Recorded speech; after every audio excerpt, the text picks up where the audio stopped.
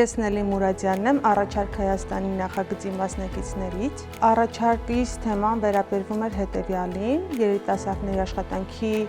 ապահովման խնդիրը։ Լուծումներից առաջարկել եմ ևս մի քանիսը, այսինքն առանձնացրել եմ մի քանիսը։ Առաջինը դա ապահովել արդյունավետ պրակտիկայի ծրագրերով ուսանողներին, որի շրջանակներում ուսանողները կկարողանան կատարել իրական աշխատանքներ,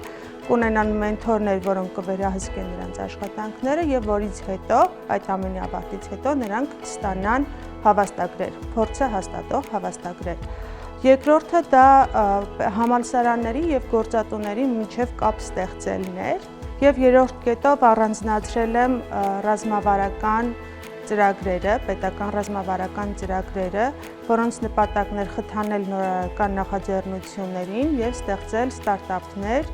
եւ այդպես աջակցել երիտասարդներին։ Սա էր իմ առաջարկը Հայաստանին։